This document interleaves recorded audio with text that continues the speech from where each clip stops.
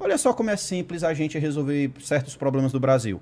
Por que é que a gente não acaba com o critério biológico? Como existe na França, como existe nos Estados Unidos, como existe na Inglaterra. E é essa a proposta de emenda constitucional do Murilo, pré-candidato ao Senado lá do Estado. É acabar com o critério biológico. Porque a partir do momento que eu acabo com o critério biológico e digo que não tem mais limite de idade, eu só vou adotar o critério biopsicológico. Para quem? Para todos. Inclusive para o adolescente. Então, se o adolescente passa por uma comissão, e essa comissão ela já existe dentro do sistema socioeducativo, de psicólogos, psiquiatras, e o sistema socioeducativo do Brasil é um problema que a gente tem, não só no estado do Ceará, mas em todo o território nacional, por conta das mesmas coisas, principalmente a sensação de impunidade do adolescente. Mas voltando aqui, quando você tira o critério biológico e coloca só o biopsicológico, independentemente da idade, quando se passa por essa comissão, psicólogo, psiquiatra, assistente social, e todos eles avaliam que aquela pessoa, independentemente da idade, ela entendia o caráter ilícito do fato, ela é punida como se adulto fosse. Entendi. É assim que acontece na França, é assim que acontece na Inglaterra, é assim que acontece nos Estados Unidos. E aí, quando ela não consegue entender... Cara, eu já vi... Posso estar enganado, mas eu já vi moleque com prisão perpétua. Isso. Porque ele foi punido como adulto. Ele foi punido como adulto, porque se provou que no momento em que ele cometeu o crime, ele tinha plena consciência do que ele estava fazendo. Então não tem negócio de idade. Sabe por quê? Sabe por que eu acho esse modelo que o Murilo está trazendo mais acertado? Porque não adianta reduzir de 18 para 16 só. Porque se a gente reduz de 18 para 16, vão reduzir também eles vão pegar de 15. Aí depois vai fazer o quê? Reduzir para 15, para 13. Aí vai pegar o de 13. Aí a gente vai acabar o quê? Criminalizando de 10 para baixo, entendeu? Então, a questão da idade, ela não é, pelo menos por esse modelo, ela não é relevante. O que é relevante é entender se o menor, ele sabia o que ele estava fazendo. E é assim que funciona nos países desenvolvidos, nas democracias. Eu não estou falando aqui de ditadura e de nada. Nos países, nas grandes democracias do planeta, é utilizado esse modelo, mas não funciona para o Brasil. É impressionante como no Brasil não funciona. Coloca aí a resposta do Lula em relação ao que aconteceu lá, né, dessa classificação dos Estados Unidos. A frase dele, você acha que foi um ato falho, os nossos bandidos, ou é uma... Por que tem essa preocupação dele? Você acha que isso atrapalha... Isso é mais pro Arthur, se isso atrapalha a campanha, qual foi o posicionamento do Missão e do Flávio, dos outros candidatos em relação a isso, e coloca na tela o pronunciamento do Lula, né? Pelo menos o que saiu. Aqui? Ele vai colocar lá, mas você viu, né, o que ele falou? Sim, eu reagi hoje na live. Ah, você reagiu? Então, Você vê que o Lula, ele tá ali, eu vou não, o Lula falou que ele não é comunista, você viu isso, né? Não, cara, deixa eu te falar uma que coisa. ele é cristão na e não é comunista. Na véspera da eleição, o Lula não é comunista. Nas eleições, mas tem várias declarações dele falando, sou comunista. Não, mas nas eleições... Fizeram essa edição e depois ele, não sou comunista, sou mas, cara, nas eleições ninguém é comunista. Eu ia falar justamente isso. Na véspera de eleição, o comunista é cristão. O cara que pôs a taxa da blusinha é contra imposto. E ele gosta mesmo, sabe do quê? É de programa social de Vale Gás, cara. Olha como ele é bonzinho. Ele gosta de pé de meia pro mais pobre. Ele quer cuidar do povo. E assim, a gente continua caindo na coisa mais falsa que existe. Pra você ter uma ideia, cara, esse negócio da taxa das blusinhas é uma coisa tão... Desculpa a palavra forte, mas é uma coisa tão retardada. Que é o seguinte, o cara ganha eleição... Aí ele enfia imposto no seu rabo. Aí ele fica 3 anos e meio ou anos tirando dinheiro de você. Aí na véspera da eleição ele fala, não, nada a ver essa taxa. Tira já com data de validade, porque a reforma tributária vai fazer essa taxa voltar em janeiro. Vai voltar em janeiro? Não, é só pra eleição mesmo. Fala mal da taxa e entrega pra você um programa social que você mesmo tá pagando. E as pessoas aplaudem, falam, o Lula é o pai dos pobres. E sabe o que me irrita, cara? Não é nem a população mais pobre, que às vezes sem instrução é enganada por um cara cafajeste como esse. O que me irrita mais é a classe artística. Porque a classe artística, ou aquele teu amigo de esquerda que você acha inteligentinho... Nessa hora fica quieto, né? Não. A gente é mais esperto, a gente é descolado. Não, você não é descolado. Você é um braço, você é um auxiliar de um projeto populista que faz as coisas mais básicas que tem. Que é, cobra imposto no começo, finge que está tirando imposto no final já com data de validade, entrega um programa social ridículo, estimula a política do pão e circo, tá? Pra caramba, e fala, vota em mim porque o meu inimigo é pior. Não tem nada mais velho na política do que isso. E aí vai ter um monte de inteligentinho, né? Pagando de... Até, posso falar? E muito também da esquerda que se disse contra... Esse termo nasceu, tá? O quê? Esse termo do inteligentinho. Claro, do Pondé, né? Mas Pondé. O lance é o seguinte, tem muita gente, inclusive, que não, eu sou oposição ao Lula, oposição à esquerda, o Jean Willis da vida, o próprio Jones Manuel, né? Que não, imagina, o projeto neoliberal do Haddad, e agora fez o quê? Não, em nome da monetização em dólar do AdSense dele, tá? Ele saiu do PCBR, tá? Para se candidatar pelo PSOL pedindo voto pro presidente no 13. Que é humilhação completa. Quer falar outro? Vamos falar. Ele vai poder falar mal agora do Lula? Acho que não. Quero ver ele falar que o Lula é ladrão. Quero ver ele falar do mensalão. Quero ver ele falar do petrolão. Da mesma forma que ele falava mal de banqueiro, mas não fala mal do Eduardo Moreira, porque vendia curso, aí é o banqueiro do bem, porque dá dinheiro pra ele. Ele não vai poder agora mais falar do projeto neoliberal. Não pode mais. Ele cansou de descer a lenha no Lula e no Haddad. Pois é, e agora vai pedir voto pra quem? Quê? Opa! Quer ver outro? Vamos falar do Ciro Gomes? Não, que eu tenho um projeto pro país, não sei o que lá. Tá agora apoiando o Aécio Neves. O quê? Essa é a notícia hoje. Cara, essa política é... Eu tô falando pra você, o Ciro Gomes, que é apoiado pelo André Fernandes, bolsonarista no Ceará, agora está apoiando o Aécio Neves pra presidente. Meu irmão, aí a gente fala, pelo amor de Deus, gente, acorda pro projeto de verdade que tem proposta pra prender e matar bandido, pra resolver a economia do Brasil, pra trazer projeto de educação. As pessoas não acordam, cara. As pessoas querem ficar nessa polarização ridícula. Teve gente que falava que era contra o fundo partidário. Sabia que ele ia fingir que ele tinha alguma lá. E de repente... Você acredita nisso, cara? Lá. Qual é o primeiro... Só um minutinho. Quer entrar no modo debate? Sim, só um minutinho. Qual é o único grupo que escreveu contra isso? Contra o fundo eleitoral e agora é a favor. Qual grupo você tá falando? Do MBL. Não, a gente não é a favor. Ué, a gente estão usando? Não estamos. Primeiro que a gente nem tem. Segundo que é o seguinte... mas se tivesse... A gente vai usar. Não, quando a gente tiver, a gente vai usar. Tá. Sabe por quê? Nós somos o único grupo político, que escreveu um livro falando contra o fundo eleitoral. E mais, nós somos o partido que tem o parlamentar que protocolou um projeto de lei contra o fundo eleitoral. Então eu faço uma proposta. Mas se vamos ninguém usar? O Jones Manuel escreveu um livro contra o Lula, ele pode apoiar o Lula? Não, ele não escreveu um livro, né? Ele escreveu um livro. Vamos lá. Você tá falando que escreveu um livro, pode... Olha lá, deixa eu te falar uma coisa. Uma coisa é você pegar e tomar uma decisão estratégica para vencer uma guerra. Eu cansei, irmão, de chegar de estilingue na guerra, com os caras com umas espadas e com metralhadora, a gente só perder. Porque a minha resposta para as pessoas é o seguinte: me ajuda a eleger um delegado Hugo no Ceará, que vai acabar com o Comando Vermelho no Ceará, me ajuda a eleger um Busnello no Rio de Janeiro, sem empresário.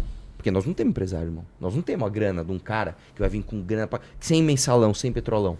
Como é que eu faço para combater os políticos do Centrão? Como é que eu faço para combater o projeto que o PT tem R$1 bilhão só de fundo eleitoral dado pelo PL e que o PL tem mais de 1 bilhão de fundo? Como é que eu faço para combater esses caras com dinheiro de doação que dá 20, 30 mil reais?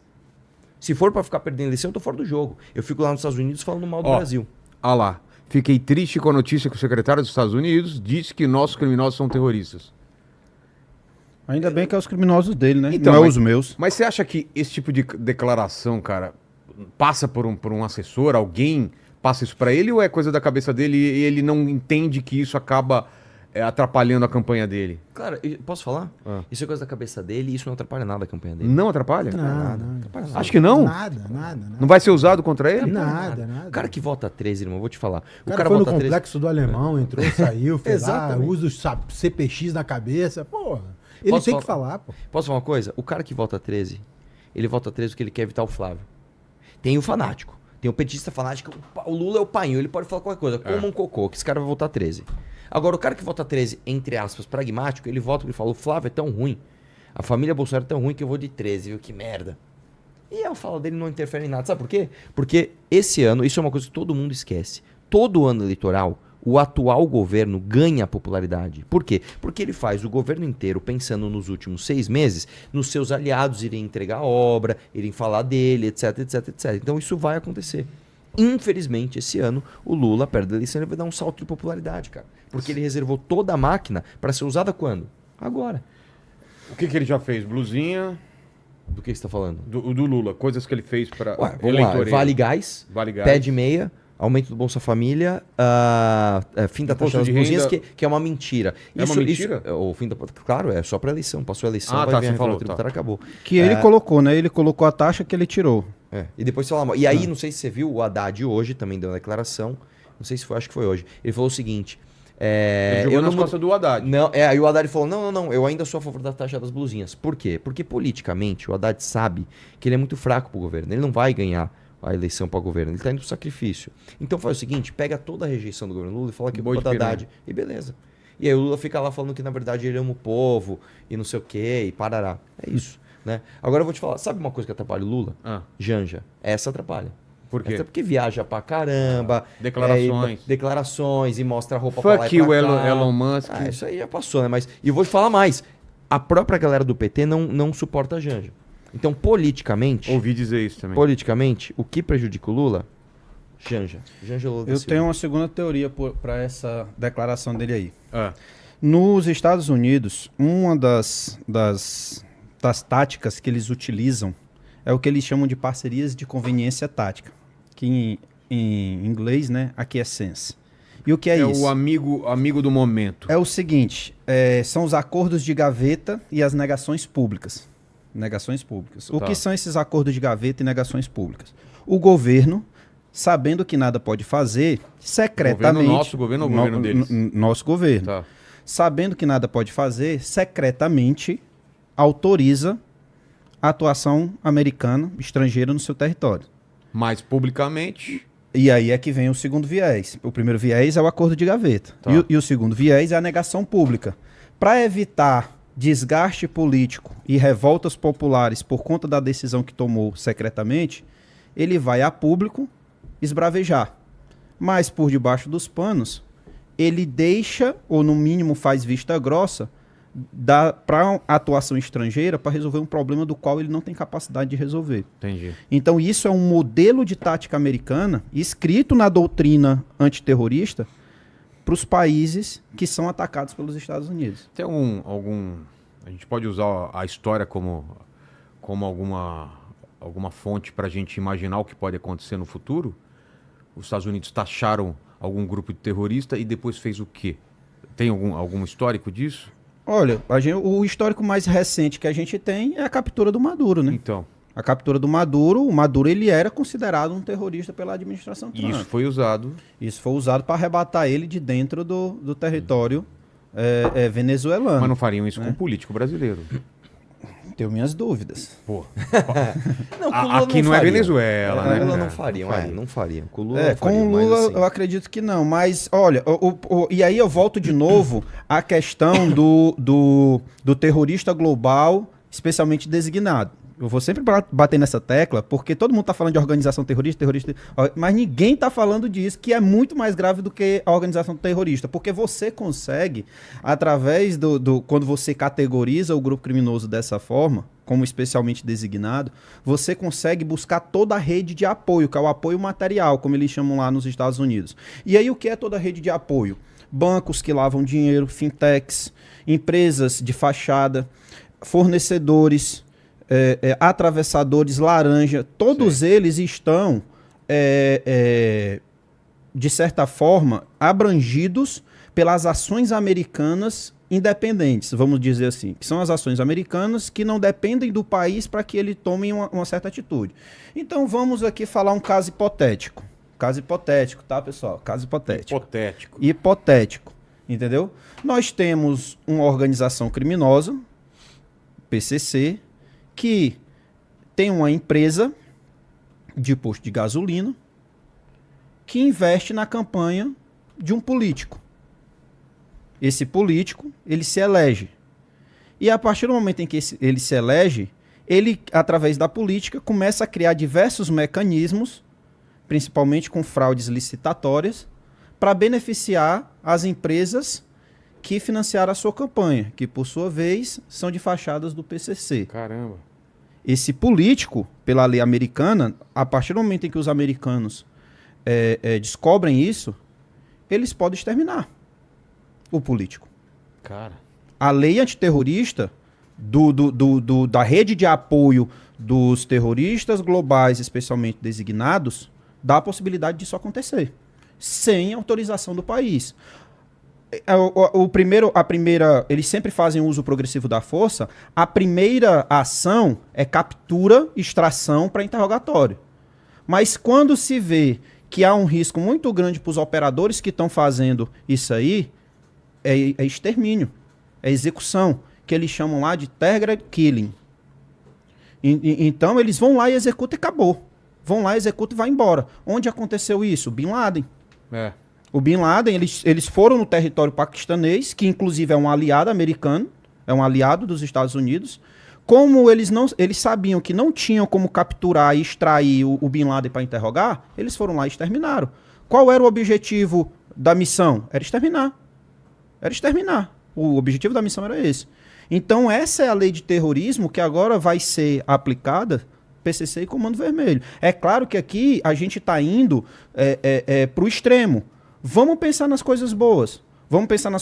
Olha só uma coisa boa que essa lei de terrorismo ela pode trazer para um país. E isso foi feito na Colômbia, por exemplo. A Colômbia, o Coronel Busnello sabe muito bem disso, é a polícia da Colômbia, eu estou falando da polícia, eu não estou falando do exército, estou falando da polícia da Colômbia.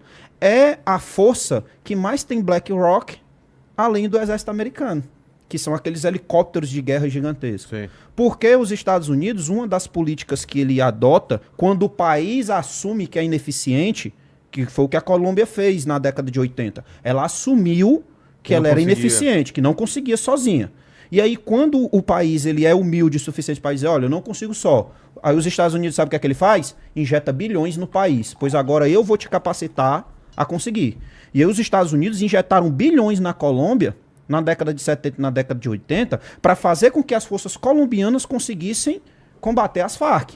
E a força colombiana hoje, pelo menos de aparelhamento e de treinamento, o Coronel Busnello pode falar muito melhor do que eu sobre isso aqui, a polícia da Colômbia era uma das polícias mais bem aparelhadas, equipadas e treinadas do planeta, né? Justamente por conta desse investimento americano. Mas o Coronel ele pode completar aí com a experiência dele, que o BOPE aí tem muita parceria bacana. Por isso que eu digo, essa oportunidade que nós temos é uma janela de oportunidade muito positiva para nós podermos criar uma forma de combate a essas facções que venham realmente a surtir efeito sobre elas. Não adianta nós criarmos aqui fantasias, porque não vamos conseguir. Vai mexer no meu território, vai mexer no meu político, vai mexer... Não. É a oportunidade que nós temos de interagir, de trocar inteligência, de trocar conhecimento, olha, tenho fragilidade na polícia. A polícia, vou citar um exemplo aqui, Maranhão, ela tem dificuldades. Vamos calibrar investimentos para ela lá? Quem é que pode dar? Os Estados Unidos pode dar? Investe nessa polícia aqui. Evita o desenvolvimento da facção nos estados em que ela está fraca ainda. Então é essa possibilidade que nós temos. A nível de Colômbia, há que se surtir alguns efeitos positivos e negativos, né? Porque o tráfico está tão entranhado dentro do tecido social colombiano em que você não tem mais reverso. Você é um narco-estado. Assim como a Venezuela era um narco-estado, o México é um narco-estado, e aí você não tem possibilidade mais de reverter isso. Então você tem que usar dessas táticas e essas ações. Acho que aqui, se nós, utilizando da humildade, chegarmos e falarmos, olha, precisamos disso, disso e disso, para poder operar, todo esse equipamento vai vir. Toda essa técnica vai vir. Mas, continuo a dizer, nós temos capacidade plena de prender e matar os bandidos que nós temos. Se você gostou do vídeo, inscreva-se no canal e não esqueça de deixar o seu like.